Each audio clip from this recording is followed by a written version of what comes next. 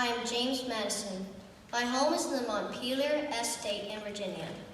Since these United States won independence from the British, we have faced numerous challenges. Many of these which have stemmed from the Articles of Confederation, which is why I've worked so hard to arrange for the convening of this Constitutional Convention. My Virginia plan was largely the basis of the final Constitution. Troops ravaged much of my property, though I have managed to regroup most of my fortune. I am pleased to be part of this Constitutional Convention. I have taken seriously this responsibility for developing a framework of government for our nation. In truth, I have not missed even one session, and now our work is finished and I am quite satisfied with the result.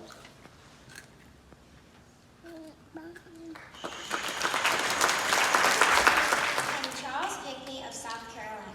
I'm a lawyer and a planter. During the War for Independence, I became a lieutenant. When Charleston fell to the British, I was captured. I remained a prisoner for over a year. Since the end of the war, I've been involved in politics. It was in 1786 that I first proposed that Congress revise the Articles of Confederation.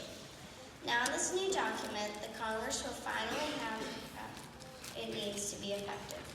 The effects of the Revolution will live on and serve as an example to others until they have unshackled all the nations that have firmness to resist the fetters of despotism. Though I introduced the fugitive slave laws into the Constitution, it will be abolished by the 13th Amendment.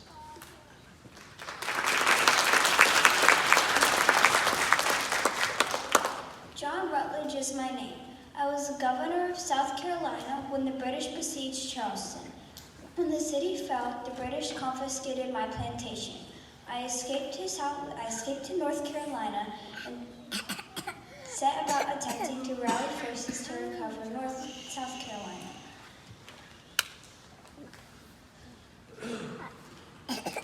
Aided by General Nathaniel Greene and a new Continental Army force, I re-established the government. During this convention, I vigorously advocated Southern interests while serving on 5 committees. Many compromises have been necessary, but the result is a document that will serve our country well.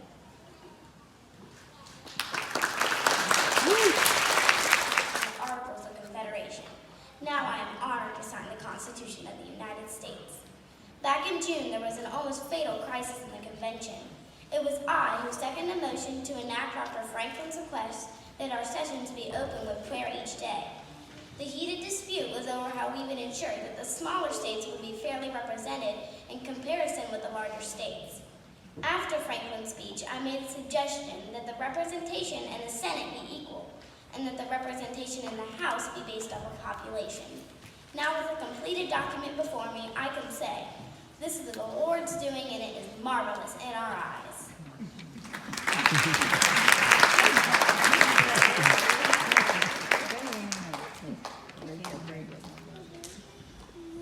I am the youngest signer of the Constitution, Jonathan Dayton, age 26. I am a delegate from New Jersey.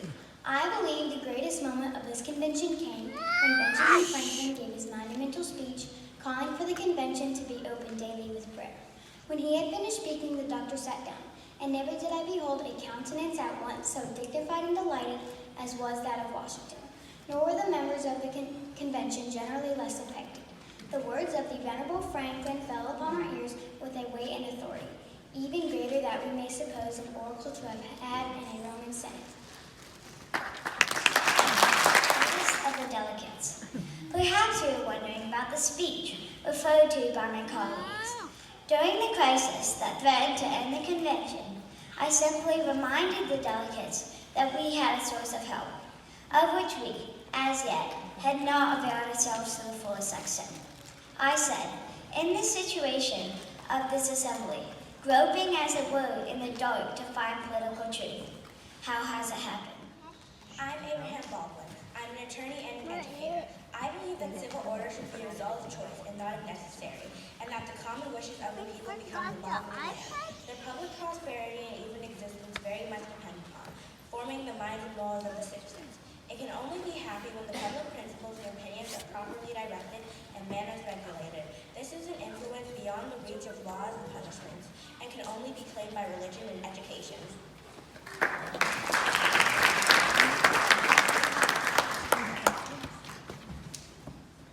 name is George Reed of Delaware. I was a signer of the Declaration of Independence. I was responsible for writing the Delaware Constitution, which includes this pledge to be said by all who hold public office.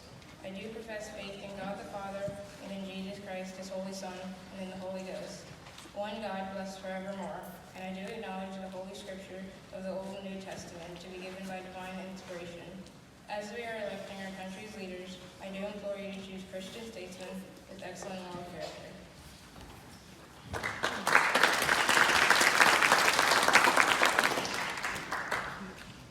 I am James McHenry, a physician and a soldier from Maryland. The U.S. Military Academy at West Point was established under my supervision. I served under General Washington on the medical staff during the Revolutionary War. I was the president of the First Bible Society in Baltimore. This document before me was written for a population of Bible readers.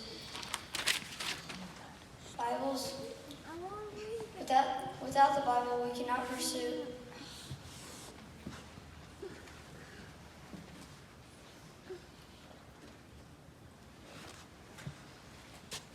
Without the Bible, we increase penal laws and draw entrenchments around our institution. Bibles are strong entrenchments. Worthy abounding men cannot pursue wicked courses and at the same time enjoy quiet conscience. Scientists. I often join Ben Franklin in his electrical experiments. By the way, have you read my book? It is entitled Observations of the Climate in Different Parts of America and provides scientific explanations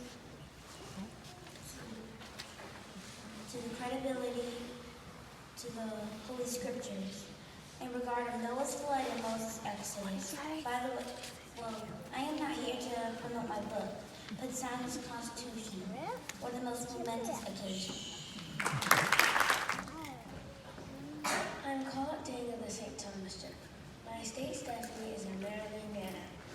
I have won a favor for a stronger permanent United States in Congress with taxation. I have attended nearly every session of the Constitutional Convention, given my support to the Madison and the National. It's a great pleasure to place my signature on this document.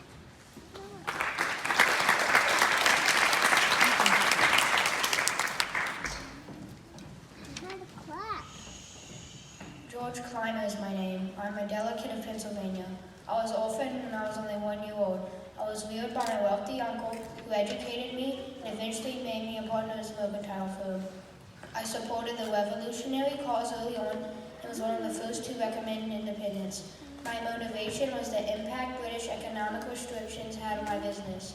Now, as I sign this Constitution, I believe wholeheartedly that this makes excellent financial sense for our nation.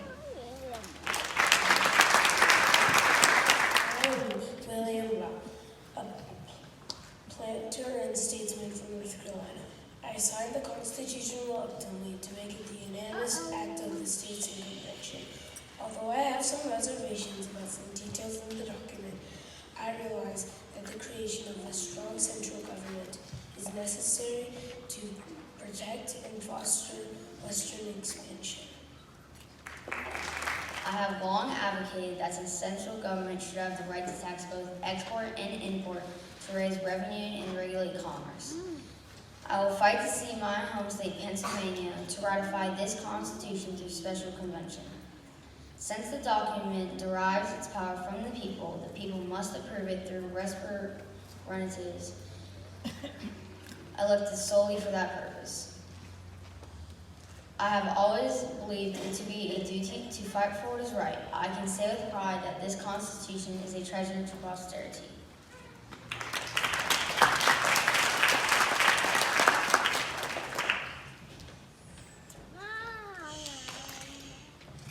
My name is Thomas Mifflin, a representative of Pennsylvania. I'm a pacifist Quaker by background, but chose to serve in the military during the Revolution, rising to the rank of Major General. I believe in the premise that power alone is just which is adapted to the public good. There can be no right to power except what is found upon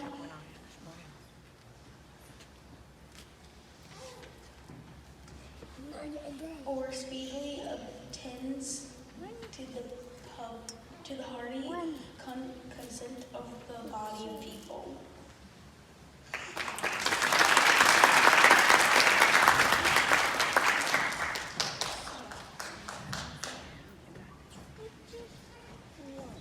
I've been an advocate of a strong and democratic national government that also protects the rights of the individuals. The key principle to a democratic government is that sovereignty rests with the people. I believe this document is ideal governmental framework. I am satisfied that anything near to perfection cannot have been accomplished. If there is, it should be remembered that the seeds of reformation are sown in the work. Regarding it, then, in every point of view, can did mine. I am bold to assert that it is the best form of government which has ever been offered to the world.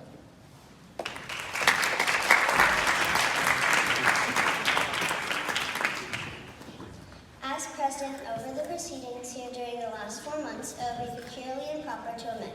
On this day, my fervent supplications to the Almighty being who rules over the universe, who resides in the councils of nations, that his benediction may consecrate to the ways. Of the people of the United States, no people can be found to acknowledge the invisible hand which conducts the affairs of men, more than the people of the United States, every step by which they have advanced, an independent nation which seems to have been distinguished by some token of providential agency. So you will join with me, I trust in thinking that there are none, under which the proceedings of our new and free government can more auspiciously commence. The foundations of our national policy will be laid in the immutable principles of private morality, and the preeminence of our free government be exemplified to all the attributes which win the affections of the citizens, and command the respect of the world. We ought to be no less persuaded that the smiles of heaven can never be expected on a nation that disregards the eternal rules of order and right which heaven itself has ordained. And since the preservation of the sacred fire of liberty and the destiny of the Republican model of government are considered as deeply staked in the experiment entrusted to the hands of the American people. We hope that you enjoyed watching our reenactment as much as we enjoyed presenting it to you. As you return to your classrooms, you will be signing your own Constitution. George Washington once said, "It is impossible to govern the world without God in the Bible." The same principle applies to our classrooms. I'd like to leave you with the words of the preamble of our Constitution. As you sign your own classroom Constitution, you are agreeing to the same principles for your classroom that the signers of the Constitution agreed upon for our country.